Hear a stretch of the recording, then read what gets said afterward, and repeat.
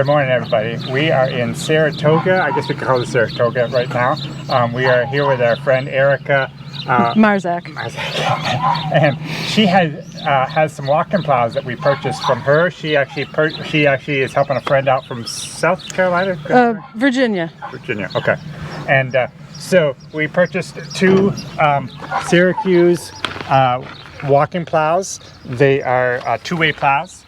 So we're curious to see how they work out for us. Erica has a very interesting job here. This is at a show place. I'm gonna have you talk more about it, but maybe we can get you working because we're putting you behind. Or would you rather just get to work and then No, we can explain it for a moment. Okay, go ahead. Why don't you explain what you do here then?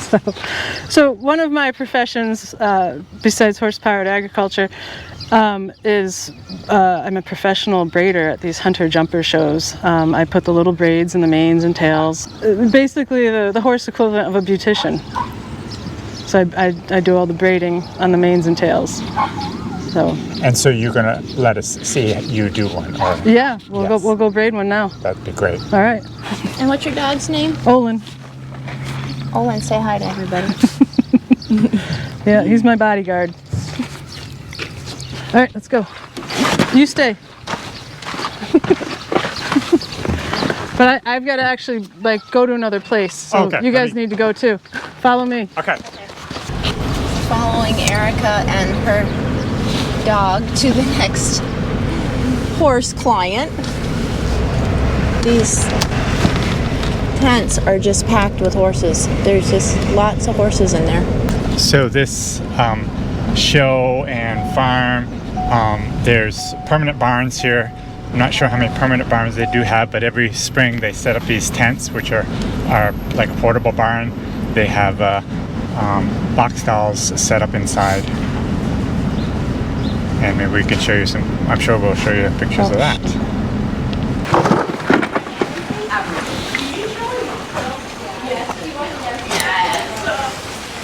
What? They're fake tails?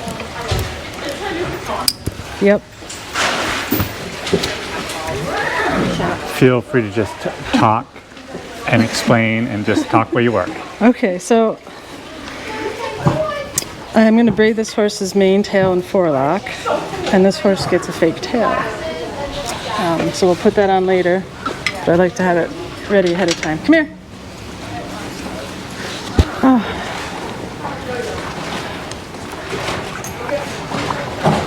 Are all these horses amiable, or do you run into a lot of?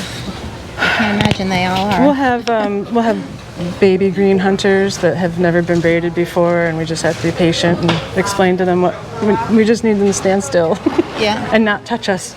Is this a horse you've done before? No, I have not. This is Dream. I haven't done him before. We're going to let him finish his breakfast. So how many of these, now you work nights? Yeah, I start generally about 10 o'clock at night, and then I braid until my list is done. And so how many horses might that be? Anywhere between 1 and 17. Oh my goodness. You can do 17 a night? I thought it takes you almost an hour to do it. It'll kill me. It'll break me, yeah. I did 17 here 2 years ago and twisted both my elbows out of joint. I was in a lot of pain. Wow. But I always recover, so. I'm really looking forward to seeing you do this. They don't have a lot of, this one doesn't have a whole lot of mane. Well, yeah, you'll see. You don't want a lot of mane when you're doing these little tiny braids. That's true. Are they trimmed off a lot? Well, or do these horses not? Yeah, they're kept short, but then also the thick ones we do pull. We'll just, take a few hairs at a time and make them a little thinner. We'll thin them out. So most of these guys are old hat and they know the deal. So just because you haven't done that particular horse, it's been done many times? Probably. Given the class that it's entered in, yeah. Here, corner. So we wet these manes down because they're much easier to keep neat and tidy.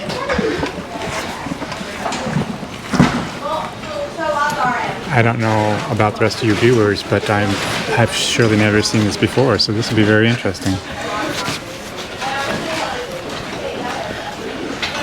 Dream. Yeah, if you're good at fine motor skills and sleep deprivation, it's a good way to make a living. I bet it's hard on your hands and your wrists and all that. Lower back. Lower back, yeah. So I have a feeling Dream is going to live up to his name. Seems pretty easygoing, like he knows this job. How did you first learn to do this? So growing up, I had chickens, I had vegetables, and I had friends with horses. And I worked for the Saratoga Therapeutic Equestrian Program, and they let me lease a horse for my 4-H project. And so I taught myself how to braid. And I always showed horses that weren't mine, but I always took pride in making them look the best they could. So I didn't have any control of how good the horse was, but I could control how good it looked. Mm-hmm. So, and then in college, I had a friend that did some bigger shows and inspired me to up my standards. And also, I went to Morrisville, SUNY Morrisville, and I was I could borrow one of their horses to take to a show about this weekend, 20-some years ago. And I didn't have the money, so my friend said, you just put your shingle out on the bulletin board next to the bathroom, and you'll make money enough to do the show. So I did. I paid for all my entries, my fees, filled my gas tank, could afford a bacon double cheeseburger with fries, and had some pocket money to go home, and then that was it. I could afford my hobby, so I got better at it. One winter, I just had the itch to go down and maybe do it at a bigger venue down in West Palm Beach, Florida. And I threw a mattress in the back of my truck, drove to Florida. I knew 2 people, and within 3 days, I had a job and a place to stay. So, awesome. gee. So, for those who don't know, Erica has draft horses. Can you tell us what you do with your draft horses and your lifestyle a little bit? Sure. So I've got 17 years of vegetable farming behind me, and some broilers. I did a lot of raising and processing of broilers, eggs, hogs, little beef, on a multitude of farms. I did a journeyman level apprentice 20 years ago at a farm south of here, Roxbury Farm. And so ever since, it's been my dream to farm with horses. And 12 years ago, I bought a pair of shorthorn calves, and I had a pair of oxen for a few years. And then I moved to Connecticut, and had access to a wonderful herd of Percherons and a few acres. So I started a market garden there, and with my oxen and the horses on the farm, and it combined both of my interests, draft animals and farming. So right now we're landless farmers. So we have all sorts of equipment, and I have a Morgan Percheron mare. I bred her to a Brabant Suffolk stud, and I have a pair of full sister fillies, a yearling and a 2-year-old. And so these 2 full sister fillies of mine, they're going to be the farm chunks that I wanted to breed. Like 15 to 16 hands, 1,600 pounds. They got great minds. I'm ground driving the 2-year-old already, and we're just hoping to come along an opportunity to put everybody to work back on the land again. So at the moment, We left Connecticut, and I was able to buy a bigger truck and trailer before prices got crazy, and we live on the road full time. We go to Florida to do this braiding work in the winter, and we travel all over the East Coast. We come up to the Northeast for the summer work, and in between we stay with friends all over the country, helping out, farm sitting. I worked with a food sovereignty program on the Northern Cheyenne Reservation in Montana. I've used my horse there to log some firewood. We have a lot of fun. And this is Anita, who's one of the people who got me into this profession. Would she be your mentor then? One of them, yes. Yes, she helped me get the foot in the door. If it weren't for Anita, I would have never been brave enough to go down south. Nice to meet you. And Anita and her husband own a little smaller showgrounds in the next county over, in my hometown in Glenville, New York. So Anita braids and does horse shows and is retired from another career. So where were we on that story? You travel around and... Yeah, I travel around. I do the food sovereignty program in Montana. So what is that? So the food sovereignty program is it's a nonprofit that's indigenous centered. One of the elders held in high honor is his name's Yellowbird, and so there's a Yellowbird Lifeways, and there's a whole bunch of programs under that umbrella for youth, for elders. When COVID hit, they were helping elders get supplies.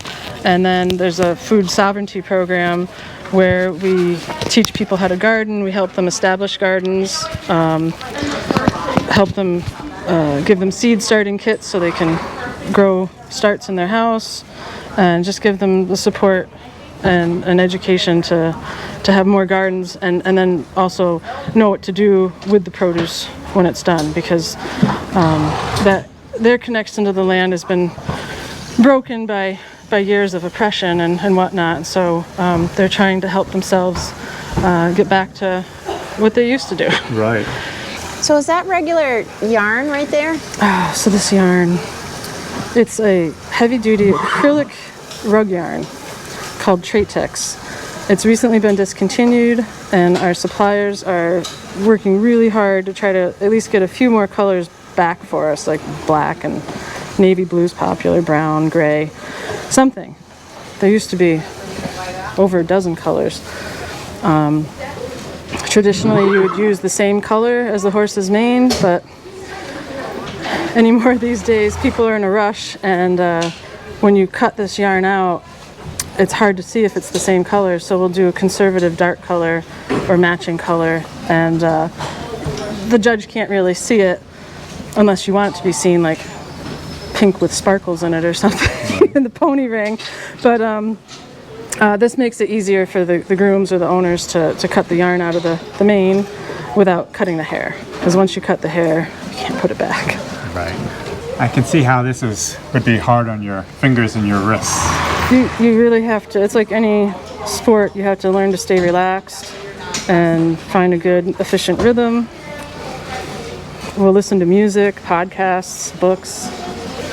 So how many horses would you estimate is on this farm right at the moment? Well, there's 3 tents with 100 stalls per tent, but not every stall has a horse in it. We walked around, it looked like most of them did. So yeah, well, there's feed stalls and tack stalls, right, and right. a couple empty ones. So you can say 200 there, plus some barns. There's probably like 250. Wow. And this is kind of small for. This is a United States Equestrian Federation A-rated show. It's not a premium A-rated show or double A, used to be. But it's a bigger show. There's people from multiple states here. So this farm is about 3 hours from our place, and we actually came right through Lake Placid on the way down through. And Erica says she actually goes to Lake Placid to work at that show every most of a year, I guess. So is that a comparable show to this one? It seems like a more... Lake Placid is a pretty elite show. Yes. There's been people from other nations, not just Canada, but people from Europe will come to that show. A lot of high dollar sponsorship, big Grand Prix. So a Grand Prix at one of these shows is a high-speed jumper competition where the horses have to jump clear rounds fast. And the Grand Prix at Lake Placid is nearly Olympic size. Okay. So it's pretty serious competition. So this is a latch hook, and I'm just pulling up the yarn.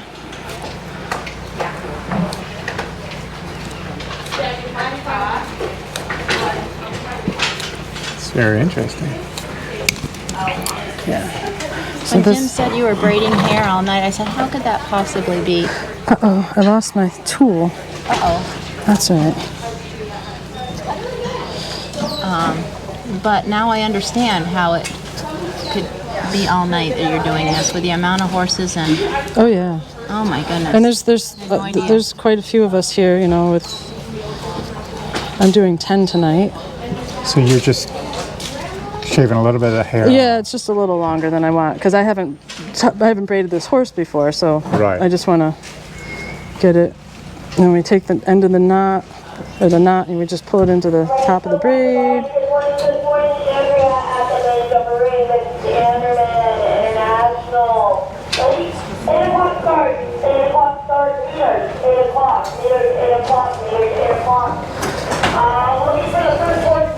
So that's the finished product? No, Still this not is no. I gotta finish tying them. So I want to make sure they're even, so that when I tie them up, they're even. And this is where it's important to know a square knot and be able to do one without seeing it. Right.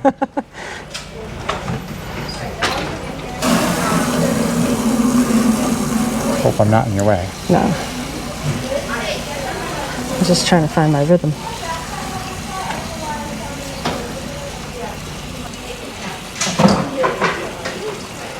So one of the things I'm involved in too is I'm a director of the Draft Animal Power Network, which is a nonprofit organization that was founded by Carl Russell and Lisa McCrory in Vermont.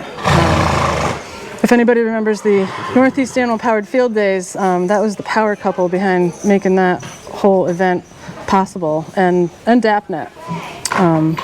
They collected membership funds and handed it over to a group of us that were committed to making it come true. And that was in 2010, and here we are 12 years later, and DAPNet's still going strong. And we're going to have a field days in Loudon, New Hampshire at Sanborn Mills Farm with a Friday intensive where you can come and learn how to drive a horse or a pair of oxen or working steers. And we try to do a networking. We've got a DAP map where you can put your organization or your business, or if you're available to mentor, is on our website, draftanimalpower.org. We're getting a real good list of events. There's a submission form for events on our website. So wherever you are in the world, you're more than welcome to utilize our website for whatever, however we can help you. Hopefully there's something there, and we just try to help each other share resources, whether it's courses for sale or knowledge or equipment or how to do things. We're just here to help each other, for beginners, professionals. And I'll tell you, if you haven't been to the Draft Animal Powered Field Days, it's actually kind of like a giant family reunion of draft horse people or draft animal people. We have a lot of fun. We eat some good food, socialize, and learn stuff from each other. We haven't been to too many of them, although we went to when they had it in Tunbridge, Vermont. We went there. That was great. And we went a couple of years ago to Shelburne, Vermont. We do hope to get to New Hampshire this year. You were sick last year. Yeah, we were. That's right. And but yes, it's a great event. So you're not actually cutting it, you're kind of shaving? I'm just trying, I want to thin the ends. It's just a little too long. It's like being a hairstylist. You don't want to make it blunt. You just want to. My hair's getting a little long if you've got time. Yeah, I got the clippers. You ever been haircut with a pair of cattle clippers? Pretty close. Abby does mine. So wherever you go, you take your horses with you. For the most part. I'm going to leave my young stock with a friend here in New York while I travel to other shows for 9 weeks. It's just a little easier with just one in the heat of the season when I have a lot of work and not a lot of time off. So they'll hang out in a big herd and learn some good social manners. And I'll bring my mare with me. We can find some nice trails in Lake Placid or New York or something. We'll get a little riding in once in a while. Yeah.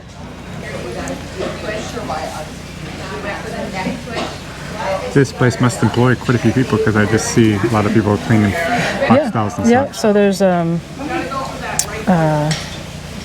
some people take care of their own horses. Some people hire grooms. There'll be each barn stable unit, because this is a big wedding tent that has 100 and some stalls in it, and each stable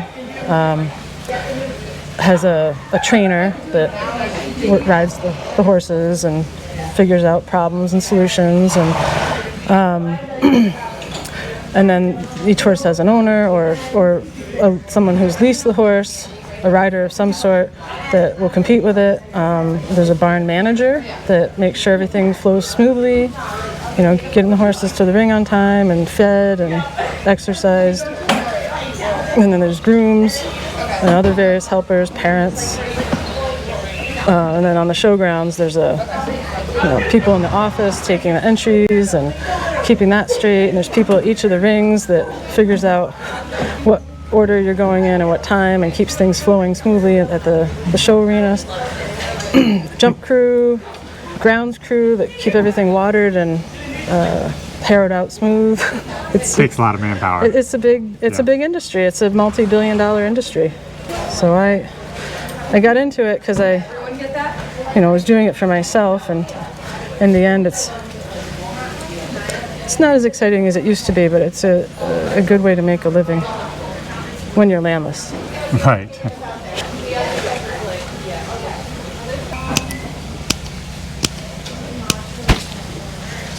So the object is to get a clean bottom line and emphasize the shape of the horse's neck and give him a clean and tidy appearance. Very nice. Yeah, it's really nice. I just want my hands and wrists are sore just from watching it. I know. You just gotta stay relaxed and supple. I used to fight it. Oh my God, I used to be really stressed out. I had some really good mentors when I first entered the profession in Florida. Set my standards really high from the beginning.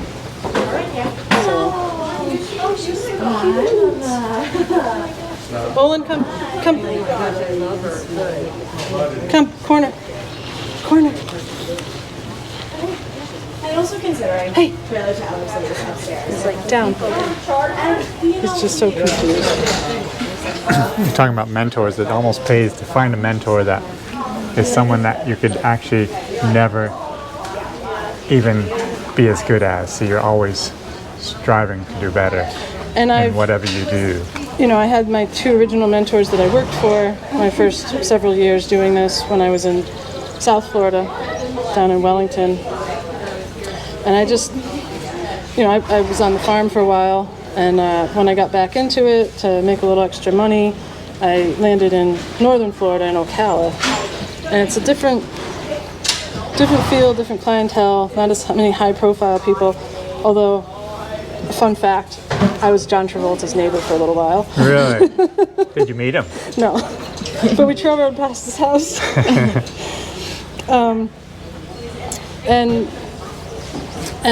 Northern Florida is just a little more chill, and it's a lot nicer feel for me.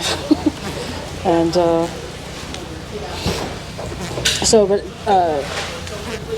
I had my original mentors, but they encouraged me to go and watch all these other great braiders, and I'd braid a few, and then I'd go watch people, and I'd braid a few, and I'd go watch people, and just see what. It's just like learning, draft animal power. You watch videos, you watch people live, and mentor somebody, have somebody help you, and you take and pick and choose the methods and little nuances that resonate with you, and kind of make your own, what works for you, your own style. So I've said this several times in my videos. It's great to have a mentor. You really need a mentor to really help push you along, but you still, and same with videos, but you still can't do it until you really get hands-on. And no matter what it is, whether it's working big horses like I do, or braiding manes, until you actually get your hands on to do it. yeah, last year I was pushing strong to try to find some apprentices to teach this to for free. And I got some people that are interested, but they just, I don't have time to come practice. Well, then you're not going to make it. I practiced on my own for years, horses that I borrowed from friends and showed, and when I got into the business, my original mentors, I remember we went to this big fancy barn at the horse show, and I think I braided 6 or 7 braids down, and they came in and said, well, shoot, you're hired. Just, my quality was good enough for them to work with. And they sculpted and shaped me, and I watched them, and so to the tails here. yeah, we're gonna do the tail. She has a nice big long tail. Yep. And you're adding to it? Some people add to other parts of their own body. I mean, it's a fashion statement. Women do this too. I don't know if you knew that, but I don't think I've ever seen anyone put another tail on a horse. Some of them get 2. Not often. just whatever the owner wants. Yeah, it's just one of those show fads. Like, people think you can't win without a big fake tail. It's sort of, some of them look like dead animals hanging from their tails, but well, it's too short, it's too thick, it's the wrong color, and so it's more of a distraction. Yeah, how about Dream? You step over. You probably got some stories about getting kicked or getting bit or getting stomped on, or I'm really lucky. There's no wood. I've yet to be kicked, and sometimes they'll even just these drops on their hocks, they'll kind of put a hock up, and if you just you really have to keep a hand on them at all times and have a feel for where they're going, what they're doing. I think probably a pretty good reason why you haven't is a horse can sense that in a person, and you've done this long enough that you just can feel comfortable with them and have that authority over them, so that they're so much less apt to do that. Yeah, and my job's to keep them comfortable and have a good interaction with them, so that the next person that has to braid them, it might be me, it might not be, they can build on that and have a safe horse that's starting to trust the process. Like, clearly Dream here is just another day at the horse show. Yep. So this is just a continuous French braid that goes all the way down to the tip of the dock.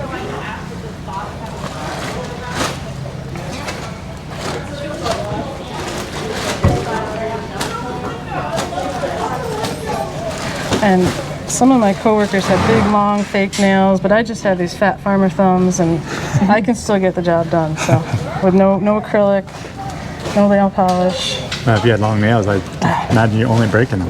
No, because you can use the nail to get the next to get the next. But I'm proficient with just my fat fingers. Right. And you'll start to feel it the next day. I know tonight I'm probably gonna kind of do what people do to their horses. I'm gonna sweat my hands and my forearms. I use some Bengay. I cover my arms with plastic, and I have a big ace bandage, and I'll put some pressure on it, and it helps take the inflammation out while I'm sleeping. Wow. So it is almost 8 o'clock now in the morning, and you started at what time last night? I started at midnight last night. And so this will be you got one more horse to go? Two. Two. So what will it end up being for this past strip? Tonight it'll be 10 horses. 10 horses. Some just manes, most with manes and tails. Yep. A couple ponies. You obviously have a great dog. Is there ever dog troubles here? Oh yeah. There's lots of dogs here. Not everyone has the great, and my dog is not great all the time, but he's a great, this particular dog has been great protection. He's very wary of strangers, super sensitive about eye contact. But he's good with most other dogs. Come in the corner. Ready? Come. Right here, corner. Usually he just stays in the corner with me or sits in the doorway. All right, so here's this fake tail wig, some people call it. Is that real horsehair? Yeah, It is. which confuses me with the amount of vegetarians and vegans, but yes, it's real horsehair.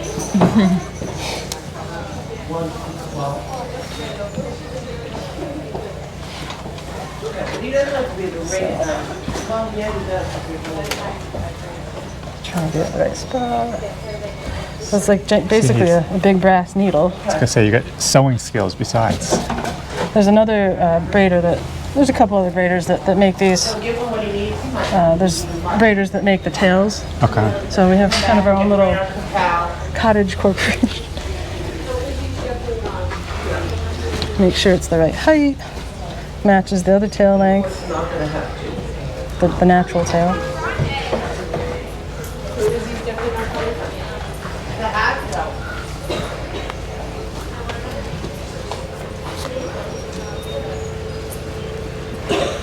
Years ago, I had a pair of stallions that actually worked together, and one of them had a mane that would not stay on one side, so I had it braided for years, well, quite a few years. And I don't know, it worked, but I've never liked braids on a horse, a draft horse especially. It just doesn't seem right. Yeah. Well, I mean, they braid them for the hitch shows, of Yes, course. they do. But, and in Europe, they still decorate some of their breed classes with braids. The French always use red in their Percherons, and they'll put, it's called wool. At the last Percheron Congress, I got to watch some of the French exchange people. They came and spent a couple weeks helping some of the farms get ready for the Percheron Congress, and at the Percheron Congress they demonstrated for some of us how they do the tail, which is very similar, except they braid red yarn into it. Right. Wool yarn, and then they have a whole bunch of big sections of wool red yarn that they braid into the mane too. But for regular work, I mean, I still kind of like a roach mane myself. I do too. but I think my little mare is forever going to have a long mane. Just but her daughters, they'll get roached. I'm afraid I'm going to have people that are going to cry when I cut my Suffolk colt's manes. But it'll be a couple years still. Yeah. Yeah, I think your colts share some bloodlines with my fillies even, because their father Donald. Okay, that's my colt's father. Yeah. Yeah, the colt's father Donald. Yes. His dam has a lot of Rudy bloodlines, Okay. Yes. and my girls are Rudy granddaughters, so they're great granddaughters.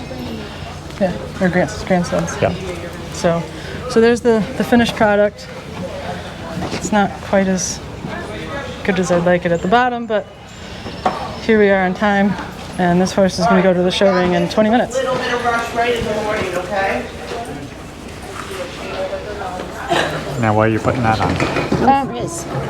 Yeah, it just kind of lays the hair down, but then also But they'll take it off before the show then. they'll take it off before the show. But this will keep them. If they rub it, Yeah. it'll keep things together. Okay. And then flip this up because if they lay down and they step on their tail, they can pull the fake out and Right. break hair. So if you do one at the beginning of the night, they have it on all night.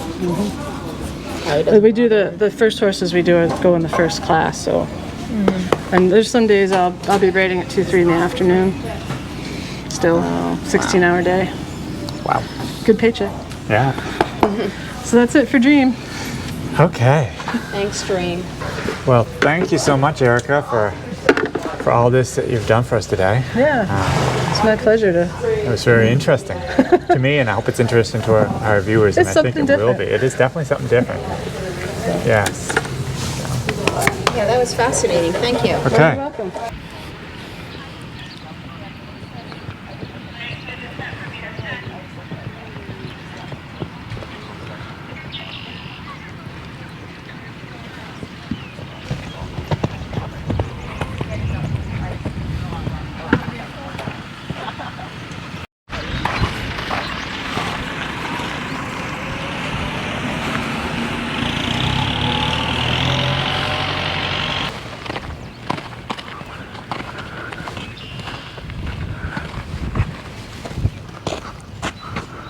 So we continue with the first rounds in our low adult division with Essos. So anyways, Erica, we would just want to thank you so much for allowing us to film you while you did this work, and we just appreciate that so much. And I hope you have a great rest of the day, and try to get those hands rested up. We will. Thank you. And you have a great day.